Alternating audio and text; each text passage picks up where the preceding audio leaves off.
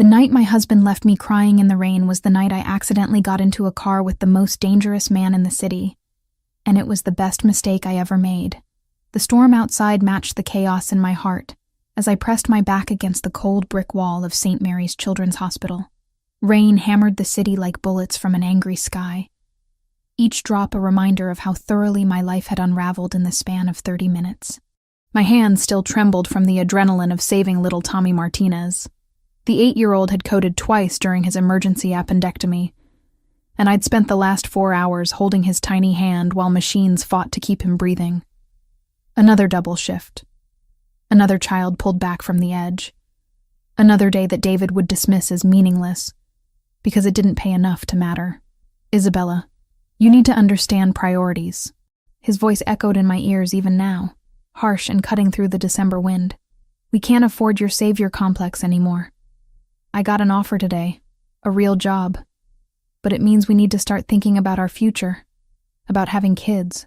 Kids. The word still made my chest tighten with a familiar panic. At 28, I should have been ready.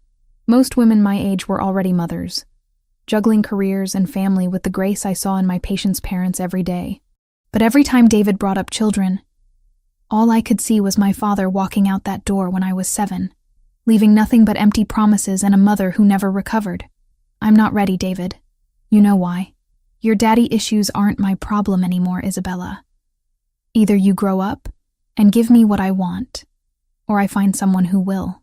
The argument had escalated from there, voices rising until other staff members started staring.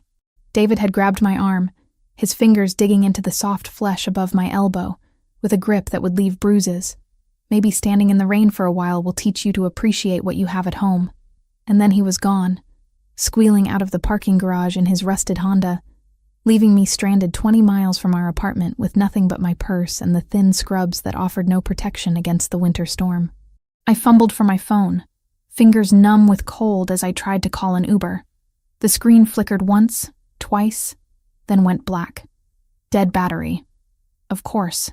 Damn it, I whispered, shoving the useless device back into my pocket. The parking garage was nearly empty now. Just a few scattered vehicles belonging to night shift staff who wouldn't leave for hours. I could walk back inside and ask for help, but the humiliation of explaining why my husband had abandoned me felt worse than freezing to death. That's when I saw it. A sleek black sedan idling near the exit ramp, hazard lights blinking in a steady rhythm that seemed almost like a heartbeat in the darkness. Through the rain-streaked windshield, I could make out the silhouette of someone in the driver's seat. My Uber. It had to be. The timing was too perfect to be anything else. I ran toward the car, heels clicking against wet concrete, my nurse's bag bouncing against my hip. The rear passenger door was unlocked, and I slid inside with a gasp of relief, grateful to escape the storm even if it was just for the ride home. Thank God, I breathed, wiping rain from my face with the back of my hand. I thought you'd canceled when I didn't answer my phone. The battery died, and my husband... Where the hell did you come from? The voice that interrupted me was nothing like I expected from an Uber driver. It was deep, cultured, with an accent I couldn't place. Italian, maybe. Rich as dark chocolate and twice as dangerous. I looked up and felt the world tilt beneath me. The man in the back seat wasn't a driver at all. He was pressed against the far window, one hand clutched to his side where something dark was spreading across the white fabric of an expensive shirt. Even in the dim light from the dashboard, I could see the sharp angles of his face, the way shadows pooled in the hollows of his cheeks. His hair was black as the storm outside, slicked back from a forehead that spoke of intelligence and ruthlessness in equal measure. And his eyes, God, his eyes were the color of winter sky just before a blizzard. Pale gray blue and so intense, they seemed to look right through me to places I'd forgotten existed. I'm sorry, I stammered, already reaching for the door handle. I thought this was my ride. I'll just... Stay still. The command was quiet, but absolute. Marcus, drive. The driver, whom I hadn't even noticed before, nodded once and pulled away from the curb. I felt trapped between politeness and panic, unsure whether I was being kidnapped or simply caught in a case of mistaken identity. Please, I really need to get out. This is just a misunderstanding. The stranger studied me with those unnerving eyes, taking in my soaked scrubs, my trembling hands, the way I was pressed against the door like a cornered animal. "Who left you out there?" The question was so unexpected that I answered before I could think better of it. "My husband. He was teaching me a lesson." Something dangerous flickered in his expression. What kind of lesson requires leaving a woman alone in a storm? I wrapped my arms around myself, suddenly aware of how pathetic I must look, the kind that shows me what I have to lose if I don't give him what he wants. And what does he want? Children, a family, things I'm not ready to give him. The words spilled out before I could stop them. 3 years of marriage counseling and buried resentment flowing like blood from a wound. He thinks I'm broken because I won't just snap my fingers and become the perfect wife. The man was quiet for a long moment, still watching me with that unsettling intensity. When he spoke again, his voice was softer, but no less commanding. "Some lessons are more dangerous than others, Isabella." My blood turned to ice. "How do you know my name?" He didn't answer immediately.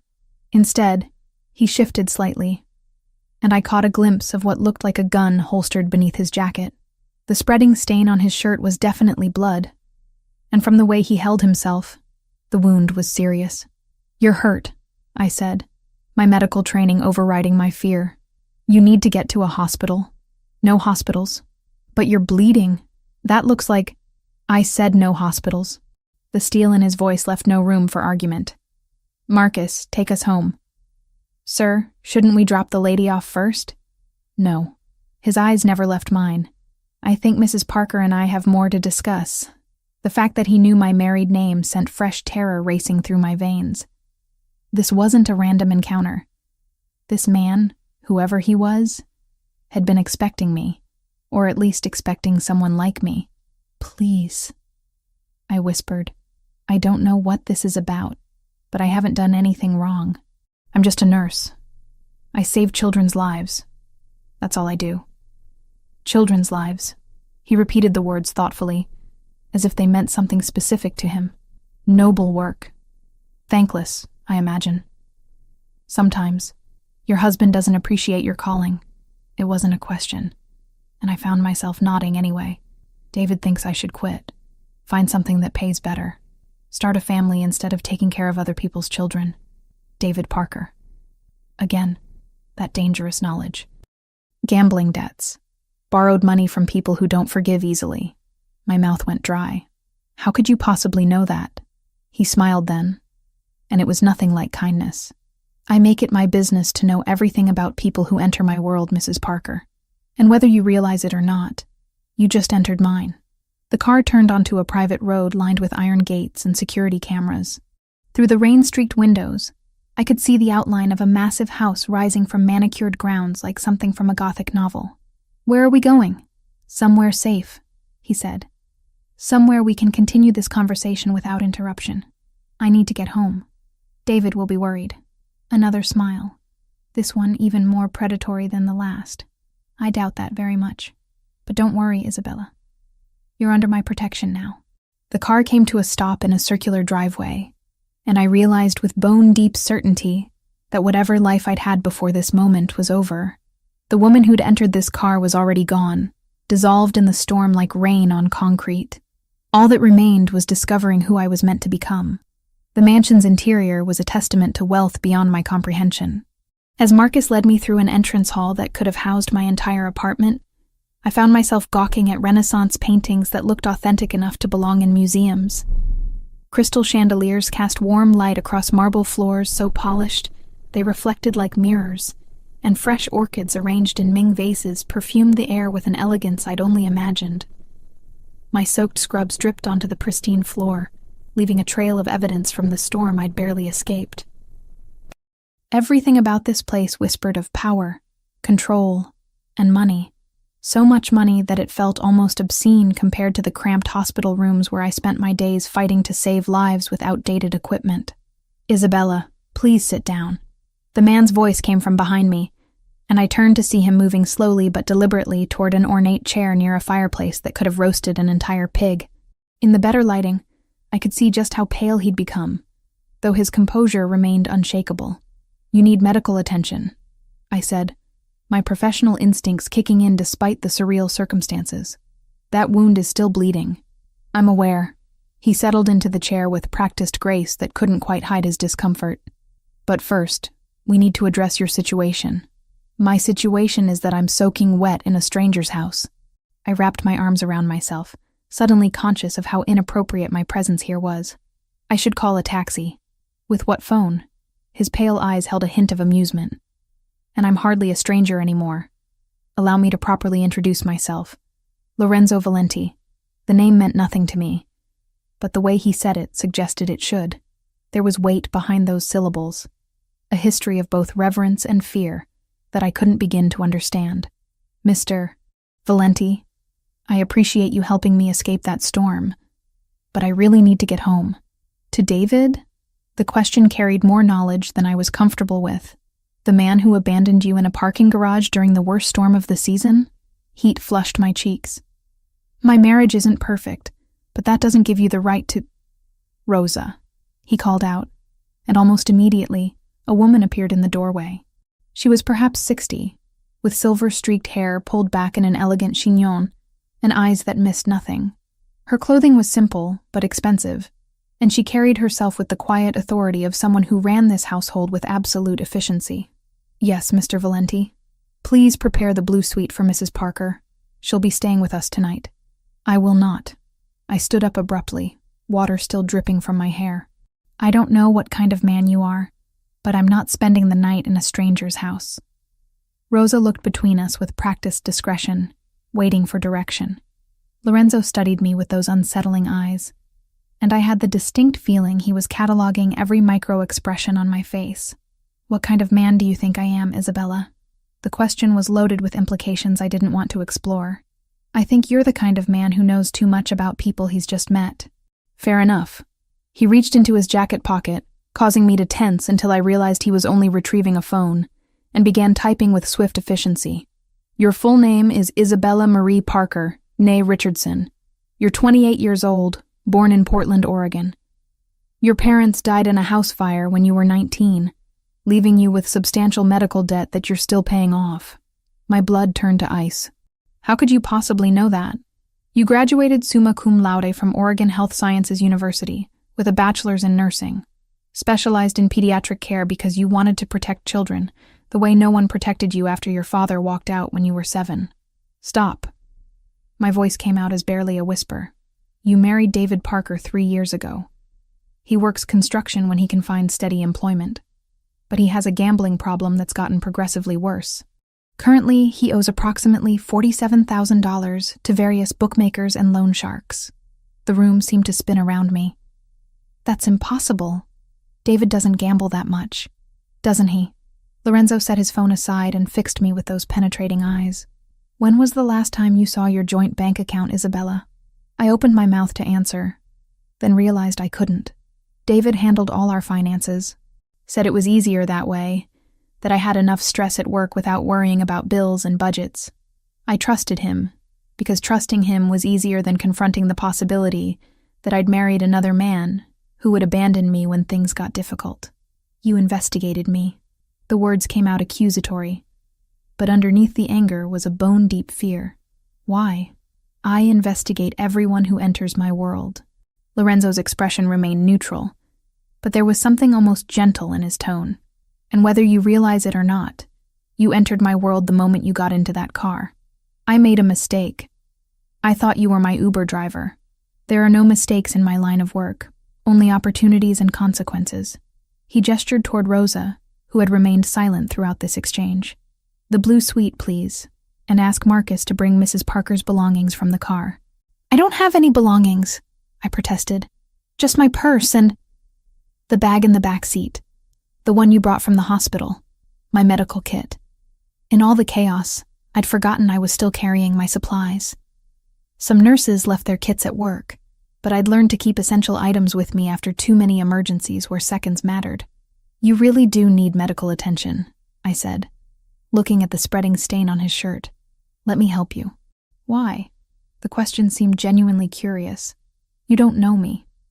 For all you understand, I could be dangerous. Are you? A ghost of a smile played at the corners of his mouth. Very. Then why help me at all?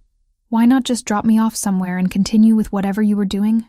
Because, Isabella Parker, he said, rising from his chair with careful deliberation, your husband's debts have made you a person of interest to some very unforgiving people. Whether you know it or not, you're already in danger. The words hit me like a physical blow. What kind of danger? The kind that doesn't ask politely for repayment. Lorenzo moved closer, and I could smell his cologne. Something expensive and masculine that made my pulse quicken in ways I didn't want to examine. The kind that uses family members to encourage prompt payment. You're trying to scare me. I'm trying to save your life. His voice dropped to barely above a whisper. Your husband borrowed money from people who consider breaking kneecaps a reasonable collection method. You think they won't use a pretty nurse to motivate him? My legs felt suddenly weak. I sank back into the chair, mind reeling with implications I'd been too naive to consider. All those late nights David claimed to be working extra shifts. All those mysterious phone calls he took in the other room. All those times he'd been evasive about money, about bills, about why we could never seem to get ahead despite both of us working full-time. How much does he really owe? I asked. More than he can pay. Lorenzo's expression was almost sympathetic. More than he'll ever be able to pay without help. And you're offering to help? There had to be a catch. Men like Lorenzo Valenti didn't help people out of kindness. I'm offering you protection. He extended his hand toward me. Come, let's take care of this wound and then we can discuss terms. Terms? I stared at his outstretched hand, knowing that taking it would change everything. Protection isn't free, Isabella. But I promise you, the price I'm asking is far more reasonable than what David's creditors will demand. I looked up into those pale eyes and saw something that scared me more than any threat. Genuine concern. This man, this stranger who knew intimate details about my life, actually seemed to care what happened to me. Against every instinct screaming at me to run, I placed my hand in his. Good. His fingers closed around mine with surprising gentleness. Rosa will show you to your room after we're finished. You're safe here. Safe. The word felt foreign on my tongue. A concept I'd forgotten existed somewhere between my father's abandonment and David's increasing desperation. For the first time in years, I almost believed it might be true.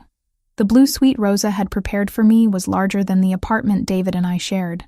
Egyptian cotton sheets draped a king-sized bed that could have slept 4 people comfortably, while floor-to-ceiling windows overlooked gardens that remained beautiful even in winter's harsh grip. A marble bathroom contained amenities I'd only seen in luxury hotel magazines, and a walk-in closet held clothing in exactly my size. I stood before those clothes now, fingering fabric that cost more than I made in a month. Silk blouses, cashmere sweaters, designer jeans that had never seen the inside of a discount store. Everything fit perfectly, as if Lorenzo had somehow known my measurements down to the last inch. The realization sent another chill through me. How long had he been watching? How much did he know about my daily routines, my preferences, my life with David? I'd spent 2 hours treating Lorenzo's wound after I'd agreed to stay. The bullet had passed cleanly through his side, missing vital organs by mere inches. As I'd cleaned and sutured the injury, he'd remained perfectly still, watching my face with those unsettling pale eyes. His pain tolerance was inhuman. Most people would have been writhing or at least gripping something for support. But Lorenzo had simply observed me work as if I were providing routine medical care rather than battlefield surgery in his living room. You have steady hands, he'd said as I'd finished the final stitch. I work with children. Steady hands are a requirement. And yet you're trembling. I had been. Not from the medical procedure. I could suture wounds in my sleep. But from the growing awareness that Lorenzo Valenti was unlike any man I'd ever encountered. There was something predatory about his stillness, something dangerous in the way he seemed to anticipate my every move. Now, dressed in borrowed clothes that fit like they'd been tailored for my body, I tried to process the conversation we'd had afterward. Lorenzo had explained, in terms both clinical and terrifying, exactly how deep David's gambling debts ran. Not just the $47,000 he'd mentioned, but additional loans from progressively more dangerous sources. Men who didn't accept payment plans or sob stories about sick children and medical bills. Your husband owes money to Viktor Petrov, Lorenzo had said, settling back into his chair as I'd cleaned my instruments. Do you know that name? I'd shaken my head, though something about it made my skin crawl. Petrov runs the Russian interests in this city.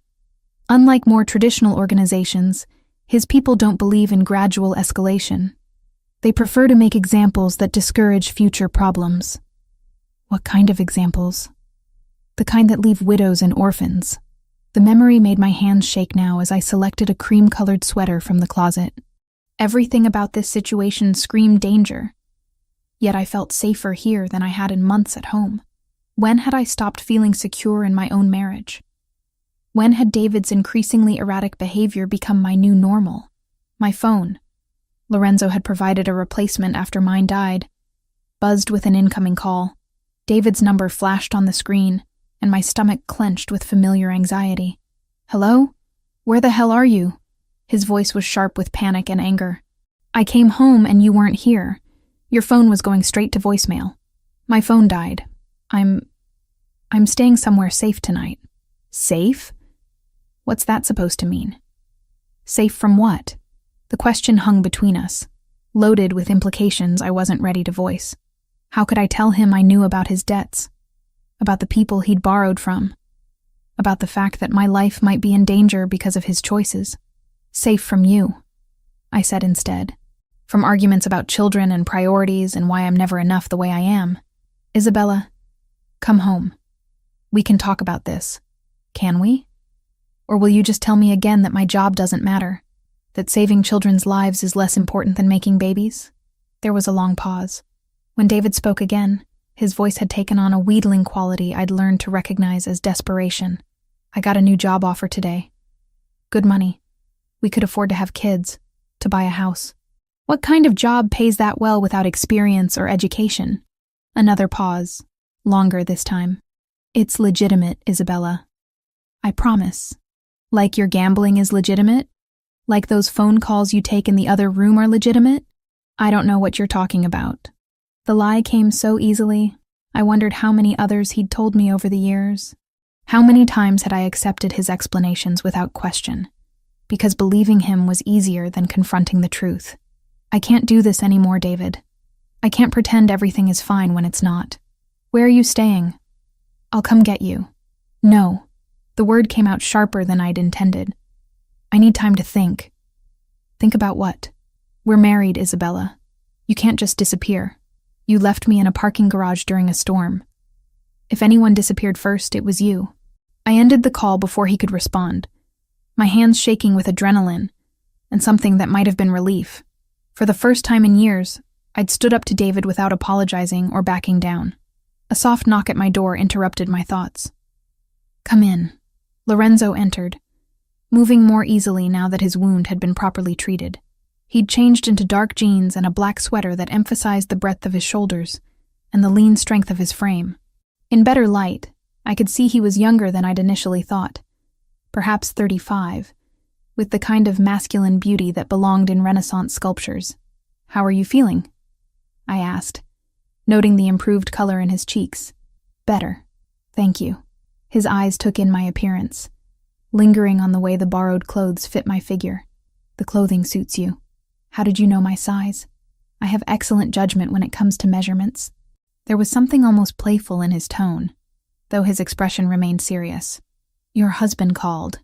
It wasn't a question, and I didn't bother pretending otherwise. He wants me to come home.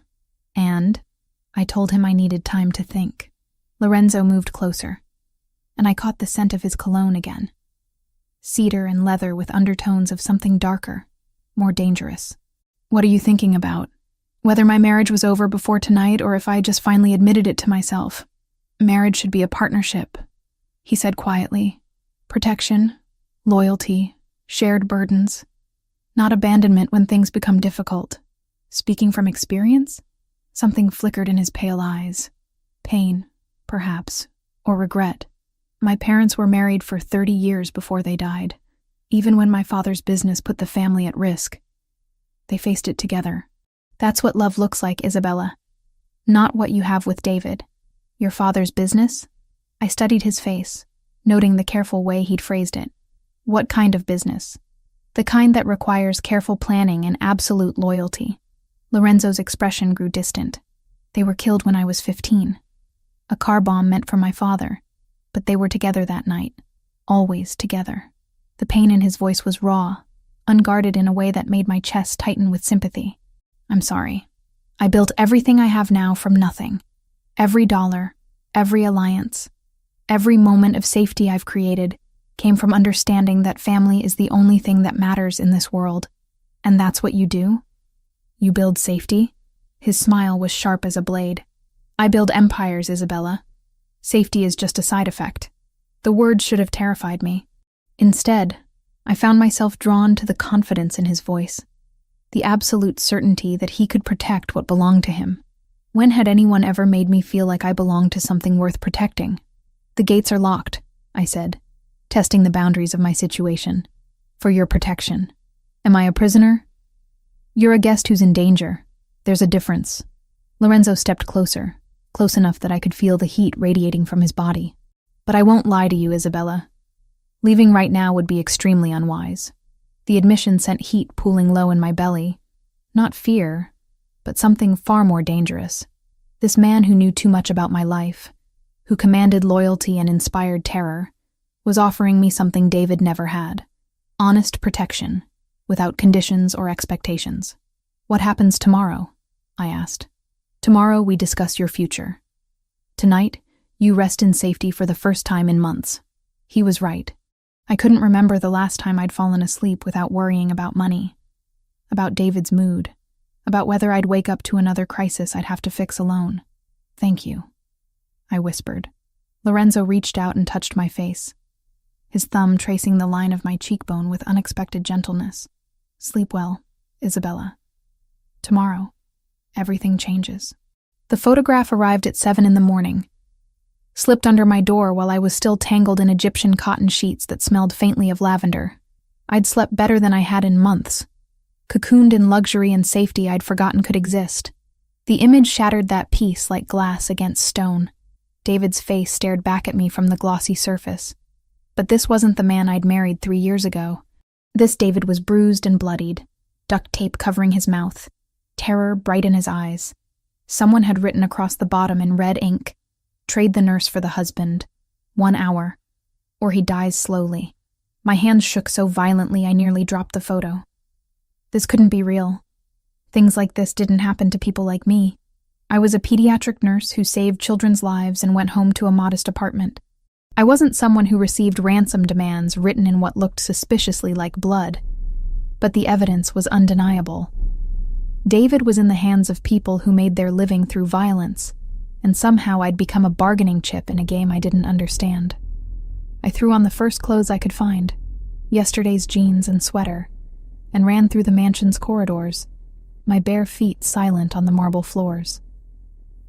I'd memorized the route to Lorenzo's study last night, filing away every turn in case I needed to escape. Now I was running toward danger instead of away from it. The study door was already open when I arrived, gasping and clutching the photograph like a lifeline. Lorenzo stood behind his massive desk, speaking in rapid Italian to Marcus and 2 other men I didn't recognize. All 4 turned when I burst through the doorway. "They have David," I said without preamble, holding up the photo. "Someone has my husband." Lorenzo's expression didn't change, but something dangerous flickered in his pale eyes.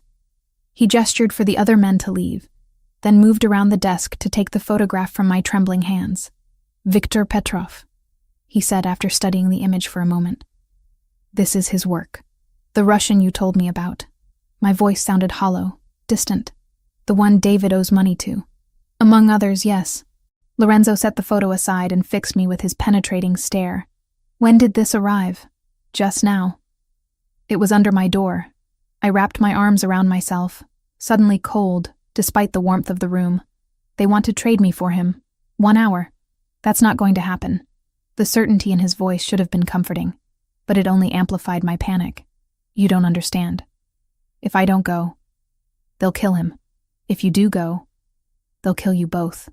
Lorenzo moved closer, his presence somehow both threatening and reassuring. "This isn't about the money anymore, Isabella. This is about sending a message. What kind of message? That no one takes what belongs to me without consequences. The possessive pronoun hit me like a physical blow. I don't belong to you. Don't you? His voice dropped to barely above a whisper. You're wearing my clothes, sleeping in my house, under my protection. You've seen my vulnerabilities, touched my blood. In my world, that creates bonds that don't break easily.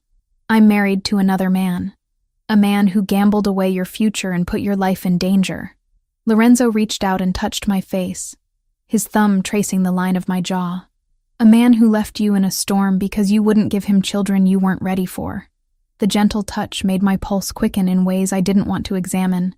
This was wrong. I was married, frightened, trapped between two dangerous men who both seemed to think they had claims on my life. Yet something about Lorenzo's proximity made rational thought nearly impossible. We have to help David, I insisted. Whatever you think of him.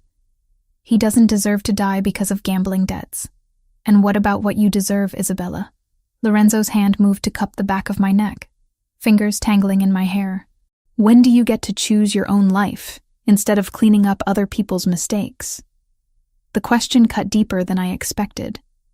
When had I stopped making choices for myself? When had my entire existence become about managing David's problems, working extra shifts to cover his losses, pretending our marriage wasn't slowly suffocating me? I made a choice when I said my wedding vows. Vows to a man who breaks every promise he makes. Lorenzo stepped closer, close enough that I could see the silver flecks in his pale eyes. Vows to someone who would trade your safety for his own convenience. You don't know him like I do. I know he's never looked at you the way I am right now. The words hung between us, heavy with implications I wasn't ready to face. Lorenzo was right. David had never looked at me like I was precious, irreplaceable, worth protecting at any cost. Even in our early days, his attention had felt casual, distracted, like I was a pleasant accessory to his real life, rather than the center of it. But this man, this dangerous stranger who commanded empires and inspired fear, looked at me like I was the most important thing in his world. The Russians won't negotiate, Lorenzo continued, his voice soft but implacable. This photograph is theater. They've already decided David's fate. Then we have to try something else. Desperation made my voice crack. There has to be another way. There is. His thumb traced across my lower lip, and I felt heat pool low in my belly despite the gravity of our situation. But it requires you to trust me completely. What are you asking? Let me handle Viktor Petrov. Let me protect what's mine. And David will face the consequences of his choices. Lorenzo's expression hardened, as will everyone else who thought they could take from me without paying the price. Before I could respond, the sound of gunfire erupted from somewhere in the house. Not the sharp crack of pistols, but the rapid staccato of automatic weapons. Lorenzo immediately pushed me behind his desk, his own gun appearing in his hand with practiced speed. Stay down, he commanded, moving toward the window with fluid grace despite his recent injury. More gunshots, closer now, shouting in multiple languages. The sound of breaking glass from somewhere below us. They're here, Lorenzo said grimly. Victor decided not to wait for your answer. What do we do? We survive. He was already moving toward a wall panel I hadn't noticed before. It slid aside to reveal a hidden passage. There's a safe room behind the wine cellar. Marcus will... The study door exploded inward, wood splintering as armed men in tactical gear flooded through the opening. Lorenzo spun and fired twice, dropping the first two intruders before diving behind a leather chair for cover.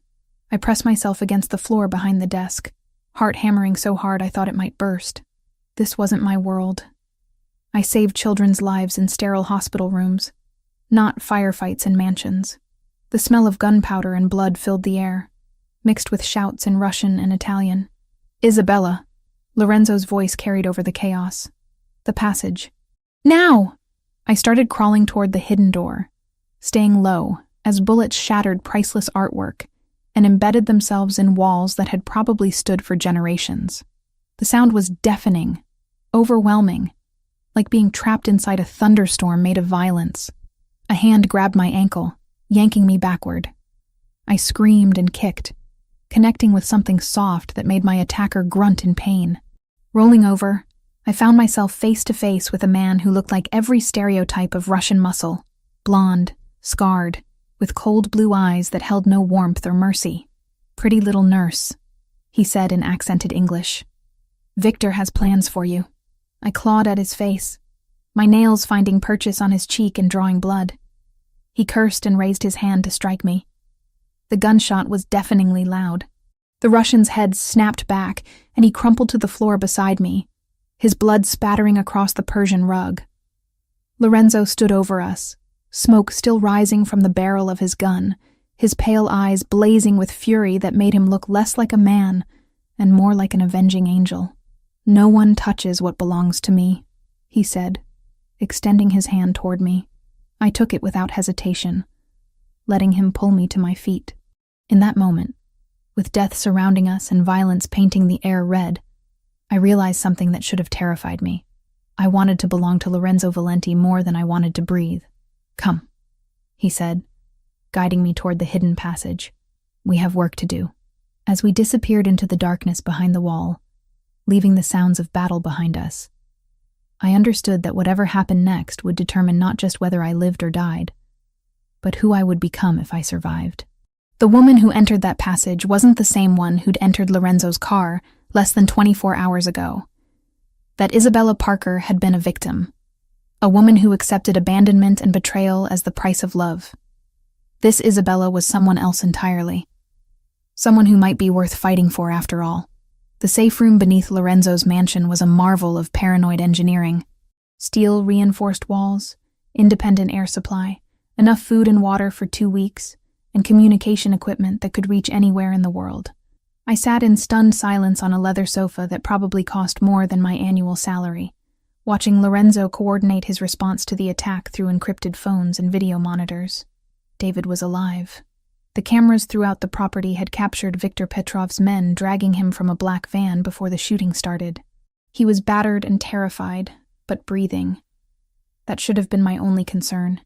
Instead, I found myself fixated on the man pacing the small space like a caged predator, his movements fluid despite the bandages I'd wrapped around his torso just hours earlier. "How long have you been planning this?" I asked, when he finally ended his latest call.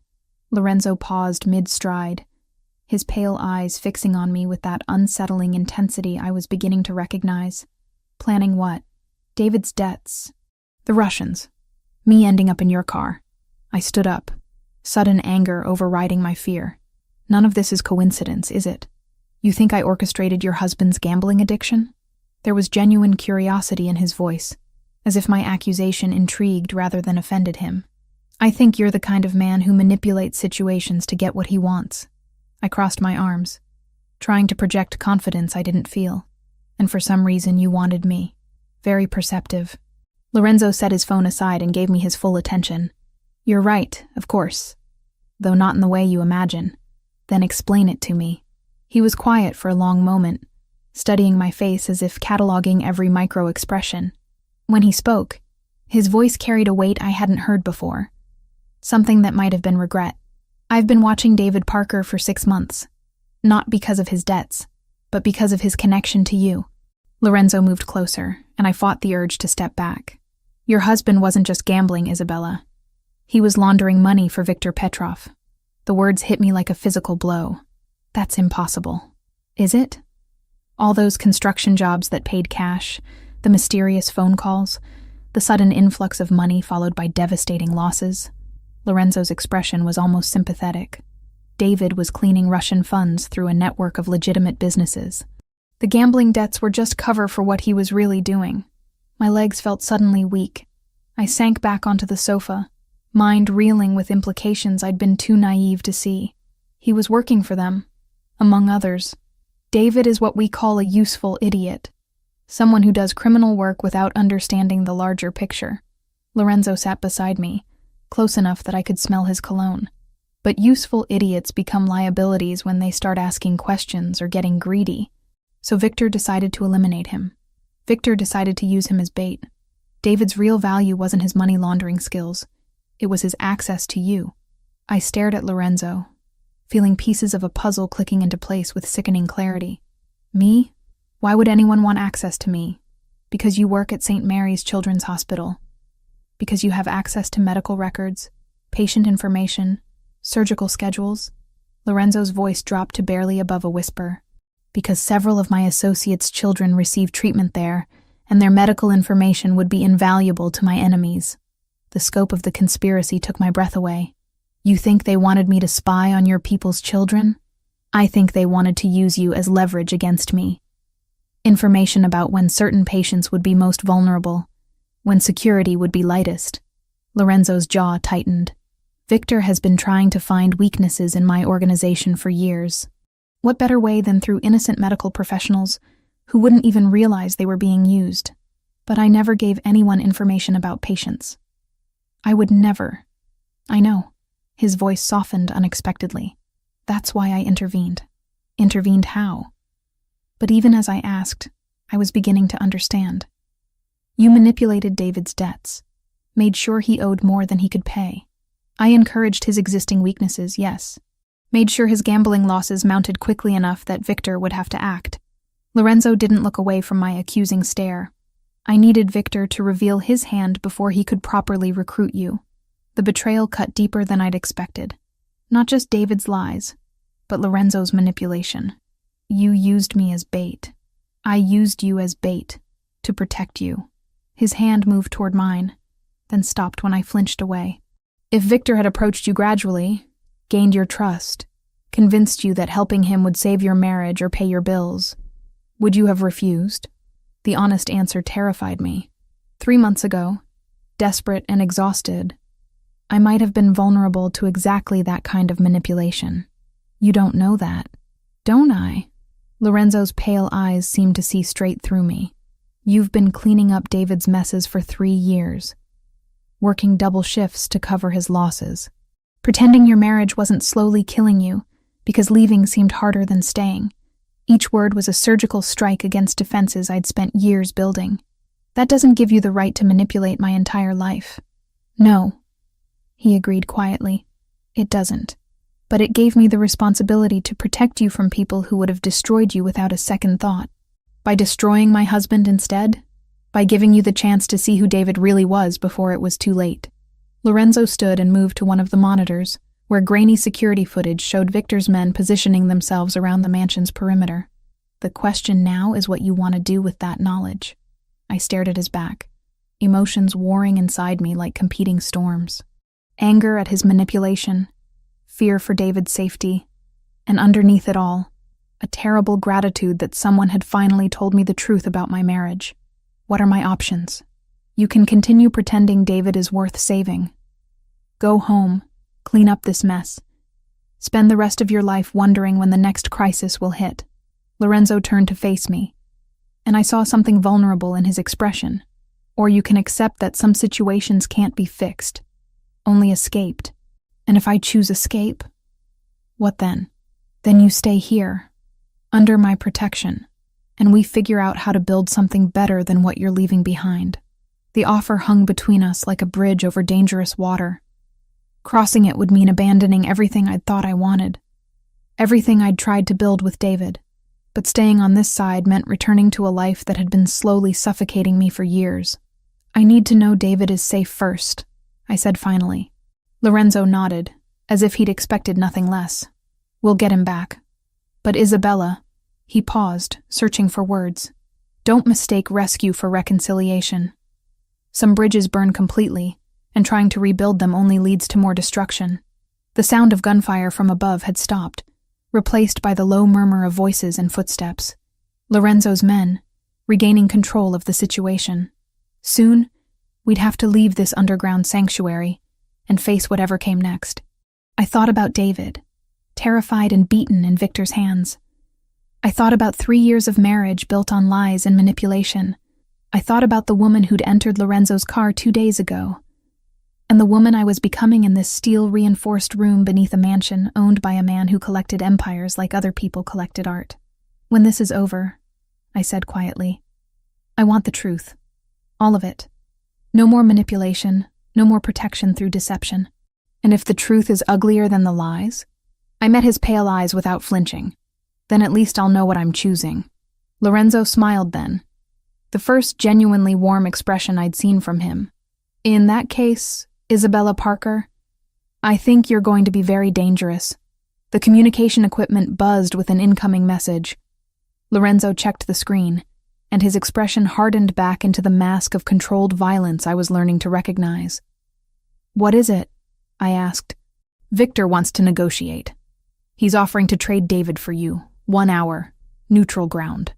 And I think it's time Victor Petrov learned that nobody takes what belongs to me." Lorenzo's smile turned predatory. "Are you ready to see how wars end, Isabella? Despite everything, the fear, the betrayal, the complete upheaval of everything I'd thought I knew about my life?" I found myself nodding. I was ready. The abandoned warehouse where Victor had chosen to meet reeked of rust and decay, its broken windows letting in shafts of pale winter sunlight that illuminated floating dust motes like dying stars. I stood behind a concrete pillar, heart hammering against my ribs as I watched the most dangerous men in the city position themselves for war. Lorenzo's plan was insane. Instead of negotiating or mounting a traditional rescue, he'd decided to use Victor's trap as an opportunity to end their conflict permanently. David was bait, Victor was the target, and somehow I'd become the key to destroying them both. "Remember," Lorenzo had said as we'd driven through empty industrial streets toward this moment of reckoning, "Victor believes you're an innocent pawn caught between forces you don't understand. Let him keep believing that until it's too late." Now, watching Victor Petrov emerge from the shadows with David stumbling beside him, duct tape over his mouth, hands bound behind his back, eyes wild with terror, I wondered if I really was as innocent as everyone assumed. The woman who'd entered Lorenzo's car 3 days ago would never have agreed to this plan. She would have begged for peaceful resolution, offered herself in exchange for her husband's safety, chosen martyrdom over violence. But that woman had died somewhere between discovering David's betrayal and feeling the touch of Lorenzo's hands. What remained was someone harder, more calculating, someone who understood that mercy was a luxury she could no longer afford. "Isabella Parker," Victor called out, his accented voice echoing off the warehouse walls. "Come out, little nurse. Time to collect your husband." I stepped into the open space between the pillars, hands raised to show I was unarmed. Victor was exactly what I'd expected from Lorenzo's descriptions. Tall, lean, with the kind of pale good looks that turned predatory under scrutiny. His smile reminded me of winter, beautiful but deadly. "There she is," he said, gesturing for his men to spread out in a loose semicircle. "The woman worth so much trouble." David's eyes found mine over the tape covering his mouth. I saw relief there, hope, the absolute faith that I would save him the way I'd saved him from everything else over the past 3 years. The weight of that expectation should have crushed me. Instead, I felt nothing but a cold assessment of the situation. "Let him go," I said, proud that my voice didn't shake. "You have what you wanted." "Do I?" Victor stepped closer, dragging David with him. I wanted Lorenzo Valenti's weakness. Instead, I find myself wondering if you're more dangerous than valuable. I'm a pediatric nurse. The only danger I pose is to your men's tetanus vaccinations. Victor laughed, a sound like breaking glass. Humor. I like that in a woman.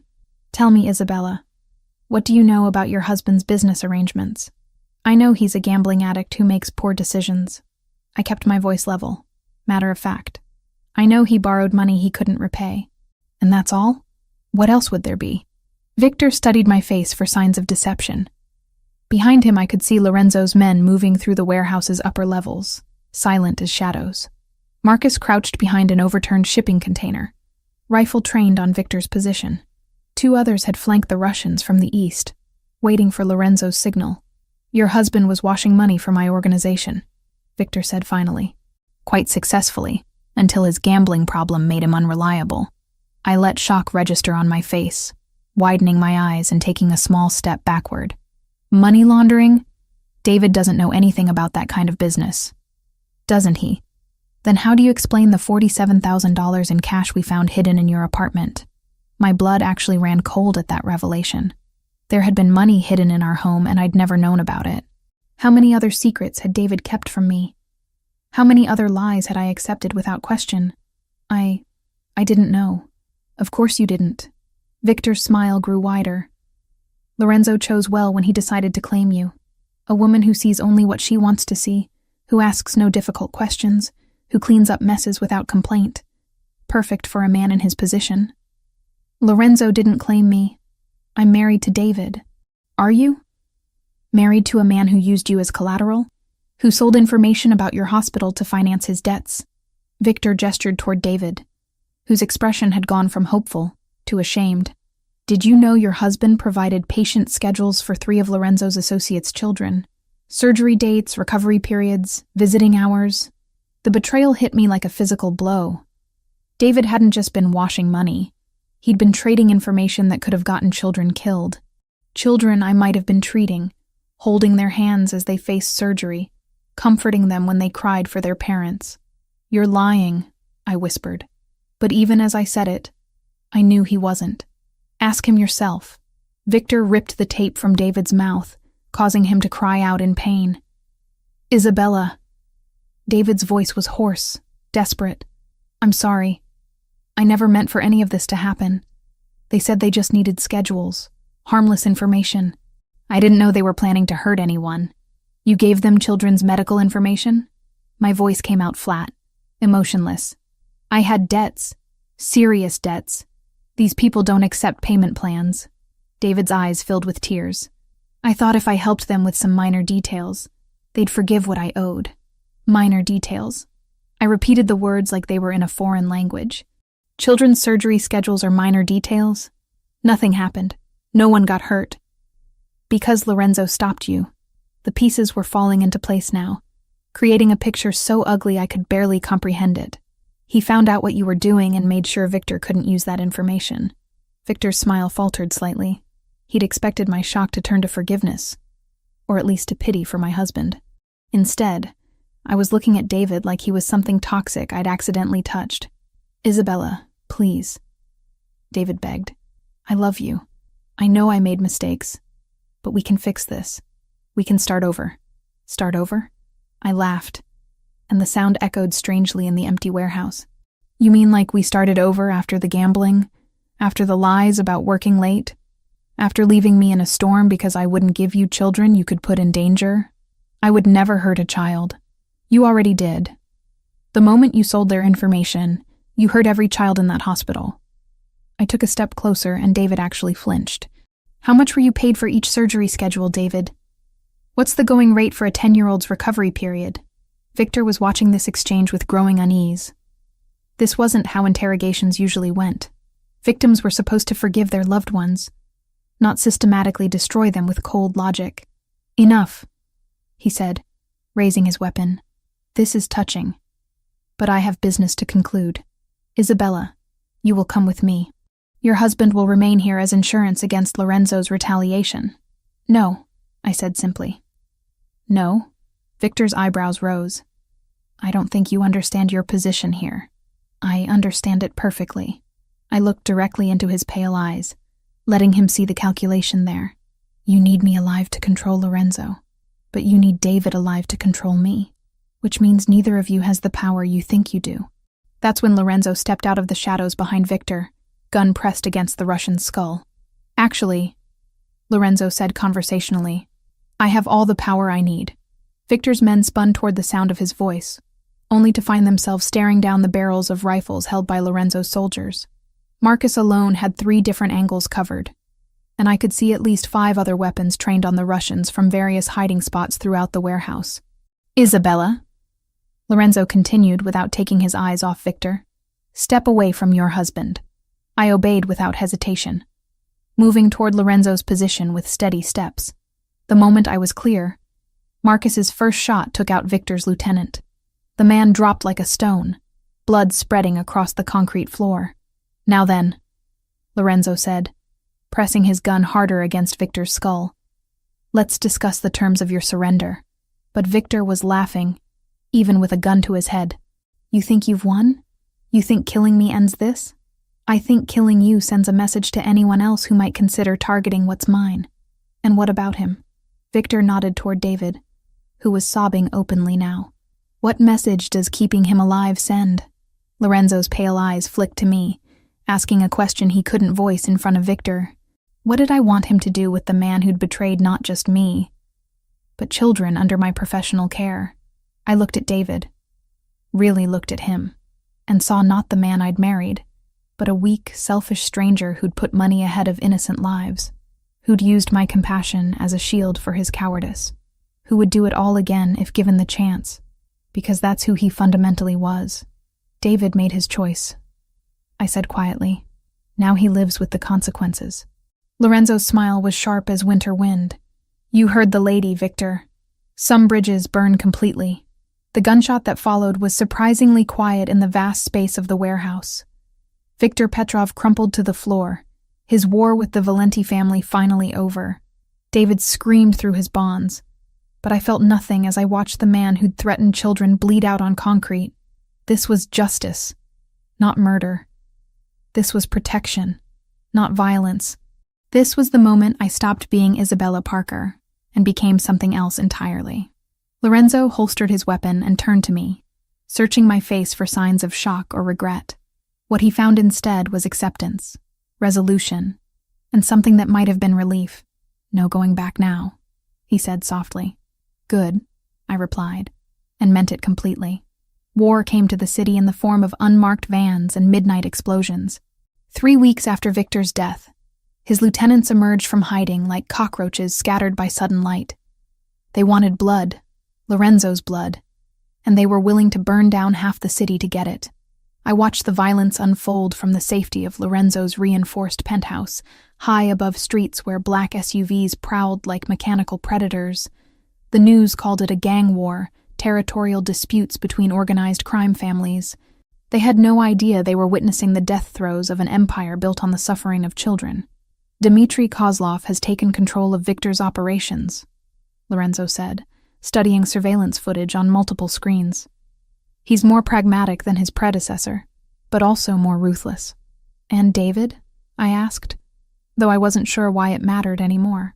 Being held at a medical facility on the east side. Kozlov is using him as insurance, leverage in case negotiations become necessary. 3 weeks ago, the mention of David's captivity would have sent me into panic. Now I felt only cold calculation. David had made his choices, sold children's safety for gambling money, betrayed me with the same casual thoughtlessness he'd shown throughout our marriage. Whatever happened to him now was simply consequence meeting cause. They'll kill him eventually, I said matter-of-factly. Yes. Lorenzo turned from the monitors, his pale eyes studying my face. Does that bother you? It should. I moved to the window overlooking the city, watching smoke rise from a warehouse district where another Russian front had been eliminated. A week ago, it would have destroyed me. Now I can barely remember why I thought he was worth saving. Guilt is a luxury we can't afford during wartime. Is that what this is? A war? It's extermination. Lorenzo joined me at the window, his presence warm and solid beside me. Victor's organization was a cancer. Cutting out the tumor isn't enough. You have to eliminate every malignant cell or it spreads. The metaphor was apt. As a nurse, I'd seen too many children lost to diseases that seemed contained until they suddenly weren't. Sometimes radical treatment was the only option, even when it seemed brutal to outside observers. I want to help, I said quietly. Lorenzo went very still beside me. Help how? You said they're holding David at a medical facility. I know medical facilities better than anyone on your payroll. I turned to meet his gaze, letting him see the resolve there. I know how to get inside, how to move through them undetected, how to access areas where outsiders would be noticed immediately. Isabella, they're using sick people as shields, I continued, anger heating my voice. Patients who need care, who trusted that facility to protect them. That makes this personal. It's too dangerous. More dangerous than leaving David alive to testify against you? More dangerous than letting Kozlov think he has leverage? I stepped closer, close enough to smell Lorenzo's cologne, to see the silver flecks in his pale eyes. I'm already part of this war, Lorenzo. Let me fight instead of just hiding. For a long moment he said nothing. Then, slowly, his hand came up to cup my face, thumb tracing the line of my cheekbone with exquisite gentleness. If something happens to you, nothing will happen to me. I'm too valuable alive, remember? and too dangerous to underestimate. I leaned into his touch, feeling the calluses on his fingers, the strength barely held in check. Besides, I'll have the best backup in the city. My men don't know medical protocols, hospital security, staff rotations, patient privacy laws. Then it's good they'll have a guide. Lorenzo was quiet for another heartbeat. When he spoke, his voice carried the weight of absolute command. No unnecessary risks. You follow my lead, obey my orders without question. And if I tell you to run, you run. Understood? And Isabella? His grip on my face tightened almost imperceptibly. If we do this, there's no going back. You'll have crossed a line that can't be uncrossed. I thought about the children whose surgery schedules David had sold, about the trust he'd betrayed, about the woman I'd been who cleaned up messes without asking why they kept happening. That woman was already gone, dissolved in the rain on a December night that felt like a lifetime ago. Good, I said. I'm tired of being someone who watches from the sidelines. The medical facility where Kozlov was holding David occupied an entire city block, a maze of interconnected buildings that had grown organically over decades. Perfect for hiding prisoners in plain sight, terrible for anyone trying to mount a rescue without proper inside knowledge. I walked through the main entrance at 11 p.m., dressed in scrubs I'd borrowed from my apartment, and carrying forged credentials that identified me as Isabella Martinez, a traveling nurse brought in to help with the night shift. Lorenzo's people had done their homework. Isabella Martinez was a real person, currently vacationing in Aruba, whose employment history and qualifications were impeccable. The security guard barely glanced at my ID before waving me through. Medical facilities were notoriously understaffed and overworked. Temporary help was so common that new faces rarely attracted attention. I knew from Lorenzo's surveillance that David was being held in a private room on the 4th floor, the psychiatric wing where visitors were limited, and security cameras had convenient blind spots.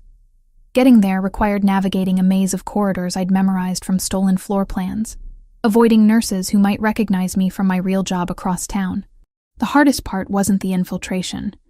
It was maintaining professional detachment as I passed rooms full of genuinely sick patients, children recovering from surgery, elderly patients fighting infections, people who had nothing to do with the war being fought around them, but who might become casualties anyway if Kozlov decided civilian shields weren't sufficient protection. David's room was at the end of a dimly lit hallway, guarded by a single man who looked more like a bouncer than medical staff. I approached with the confident stride of someone who belonged there, clipboard in hand, expression bored with routine. "Excuse me," I said in Spanish-accented English. "I need to check vitals on the patient in 4B. The guard looked me up and down, taking in the scrubs, the ID badge, the professional attitude. "Nobody goes in without clearance from Kozlov. Then get clearance. This man has a heart condition that requires monitoring every 4 hours. Unless you want to explain to your boss why his leverage died of cardiac arrest."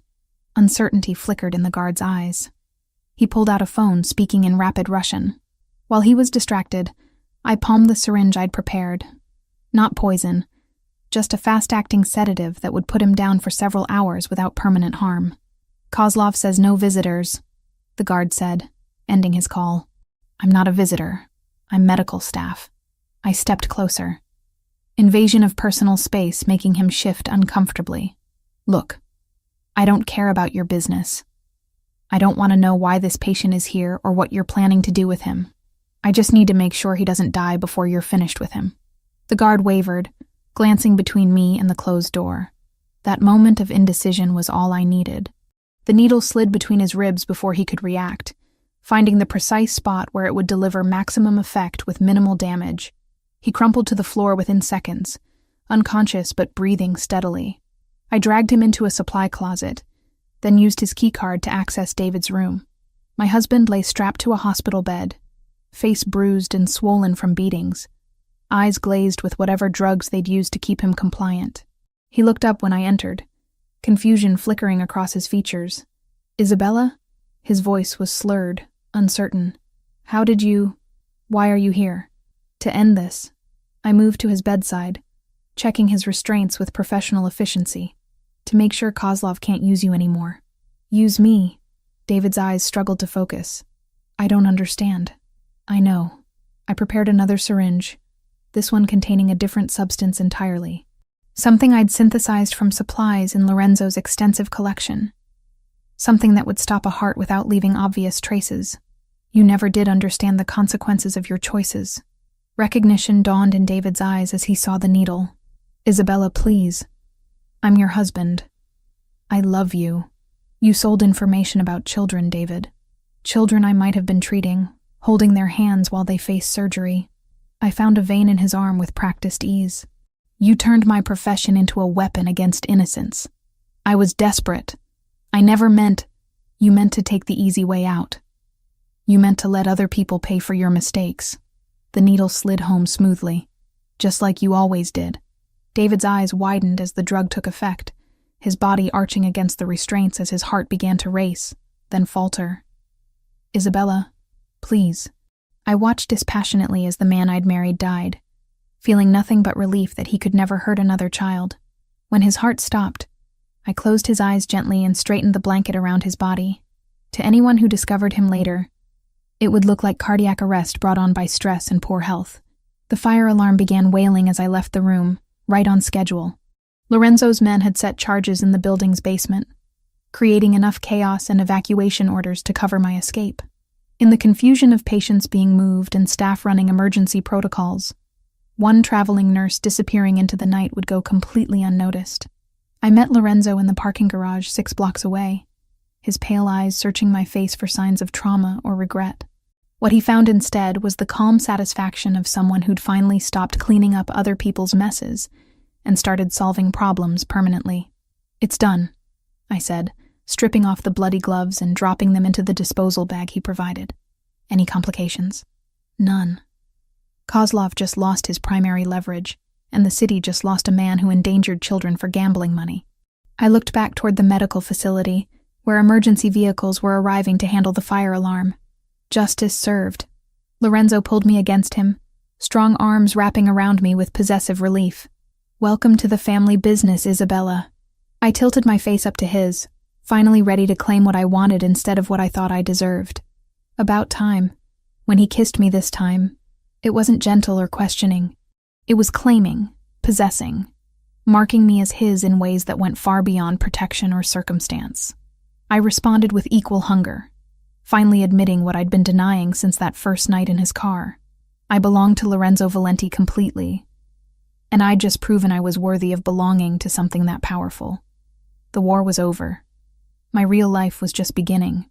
6 months after David's death, I stood in the bathroom of Lorenzo's penthouse, staring at 2 pink lines on a pregnancy test that would change everything. My hands trembled as I set the plastic stick on the marble counter, mind racing through implications I wasn't sure I was ready to face. Outside, the city sprawled beneath us like a conquered kingdom.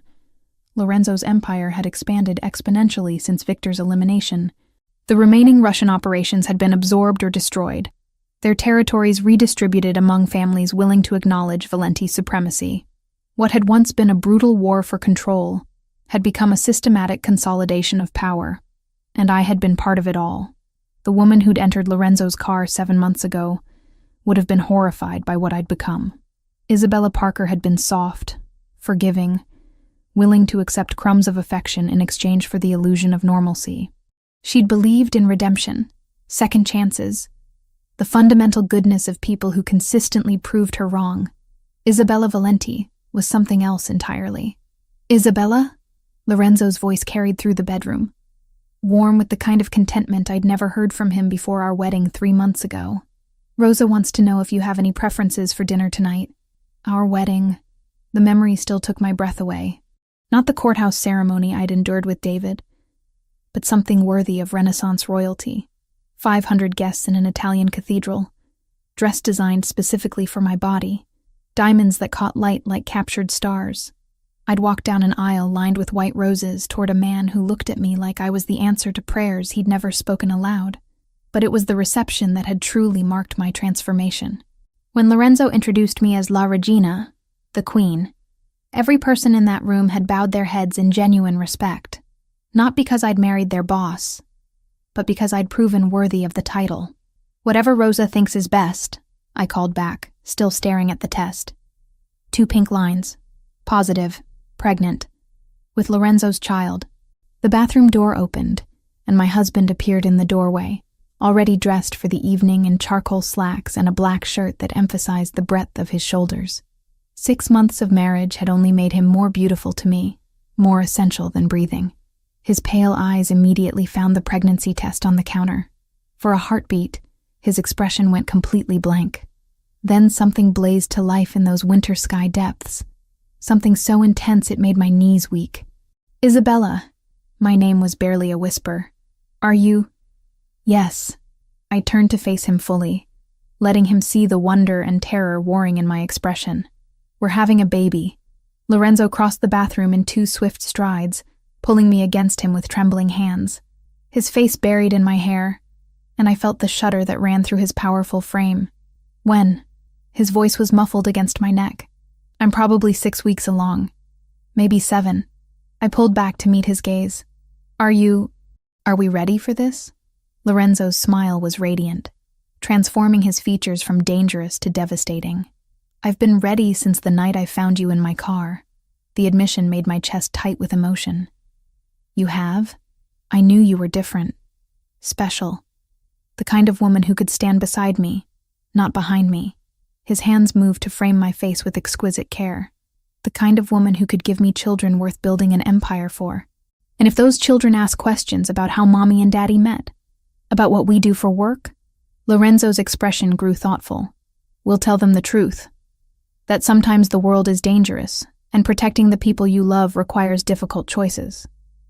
They'll know what we are. They'll know we're their parents, and that everything we do is to ensure they never have to make the same choices we did." Lorenzo's thumb traced the line of my cheekbone. "They'll know they're loved beyond measure." The certainty in his voice steadied something inside me I hadn't realized was shaking. This wasn't how I'd imagined becoming a mother. Married to a man who commanded criminal enterprises, pregnant with a child who would inherit both vast wealth and dangerous enemies. But standing in Lorenzo's arms, feeling the strength and protection he radiated like heat, I couldn't imagine wanting any other future. 2 years later, I said suddenly. "What?" I smiled, imagining our future with sudden crystalline clarity. "Ask me in 2 years if I regret any of this. Ask me if I miss the woman who got into your car that night. And what will you tell me? That Isabella Parker died in a storm, and Isabella Valenti was born from her ashes." I rose on my toes to kiss him, pouring all my love and certainty into the connection. That she was reborn into something infinitely more powerful. 2 years later, I stood in the nursery of our new estate, a sprawling mansion outside the city where our children could grow up with space to run and guards to keep them safe, holding our 6-month-old son while watching our 15-month-old daughter take tentative steps across the plush carpet. Lucia had Lorenzo's pale eyes and my stubborn chin. Marco, named for the man who'd become like family to us both, had my coloring but his father's intense stare. Both were perfect, healthy, and blissfully unaware that their parents' love story had begun with violence and been sealed with blood. Lorenzo appeared in the doorway, still wearing his business suit, but with his tie loosened and sleeves rolled up. He'd been in meetings all day, restructuring our legitimate enterprises to provide cleaner income streams for future generations. The Valenti Foundation now operated 12 hospitals across 3 states, all providing world-class pediatric care. My professional background had proven invaluable in designing programs that actually helped children rather than exploiting them. "How was your day?" I asked, transferring baby Marco to his father's eager arms. "Productive. We acquired controlling interest in another pharmaceutical company, and the city council approved our proposal for the new children's wing." Lorenzo settled into the rocking chair, cradling our son with the same gentle competence he'd shown since the moment our children were born. "How was yours?" Lucia took 4 steps without holding on to anything. I scooped up our daughter, who immediately began babbling in the mixture of Italian and English that comprised her current vocabulary. And I had lunch with Rosa to discuss the charity gala next month. "Any problems with security arrangements?" "None. Marcus has everything handled." I studied my husband's face, noting the satisfaction there. "You're pleased about something specific. Dmitry Kozlov was arrested this morning. Federal trafficking charges. He'll spend the rest of his life in prison." Lorenzo's smile was sharp with old vengeance. "The last of Victor's lieutenants is finally gone. Good. I felt no guilt about my satisfaction. Kozlov had ordered the murder of 3 children during his brief reign as head of the Russian operations. His imprisonment was justice, not cruelty. The children are safer now. All children are safer now. Lorenzo looked up at me, pale eyes soft with something that still took my breath away after all this time. Do you ever regret it? Any of it? I settled onto the arm of his chair, our little family complete and perfect in this moment. Outside, security teams patrolled grounds that stretched for acres in every direction. Below, Rosa was preparing dinner with ingredients sourced from the organic garden we'd had installed last spring. Beyond the estate's walls, a city largely at peace prospered under the protection of a man who'd learned to channel violence into justice. I regret nothing, I said, meaning it completely. The woman who married David Parker wanted safety at any cost. The woman who chose you wanted something worth fighting for. And what was that? I looked at our children, at the man who'd given me a love I'd never thought possible, at the life we'd built from the ashes of who I used to be, everything we have right now. Lorenzo reached up to cup my face, thumb tracing the familiar path along my cheekbone. I love you, Isabella Valenti. And I love you, Lorenzo Valenti, more than I ever loved the woman I used to be. That evening, after our children were asleep and the house had settled into peaceful quiet, I stood once again at a window overlooking a city we'd helped shape. But this time, Lorenzo's arms were wrapped around me from behind, his hands resting protectively over the slight curve where our 3rd child was just beginning to grow. What are you thinking about? He murmured against my hair. That storm, I said softly. The night everything changed. Do you wish it had never happened? I leaned back against his solid warmth, watching lights twinkle across our domain like earthbound stars. I wish it had happened sooner. Lorenzo's laughter rumbled through his chest, vibrating against my back. Bloodthirsty queen. Your bloodthirsty queen, I corrected, turning in his arms to face the man who'd transformed my life in ways I was still discovering. Forever. Forever, he agreed, sealing the promise with a kiss that tasted like victory, like vindication, like a love story that had been worth every dangerous step we'd taken to reach it. Outside, rain began to fall. Not the punishing storm that had driven me into Lorenzo's car, but gentle drops that nourished the gardens where our children would play tomorrow. Protected and cherished beyond measure, the woman who'd been left crying in a parking garage was gone forever. In her place stood Isabella Valenti, queen of an empire built on loyalty and love, mother to children who would never know abandonment or betrayal. I was exactly where I belonged, and I would never let anyone take it from me again.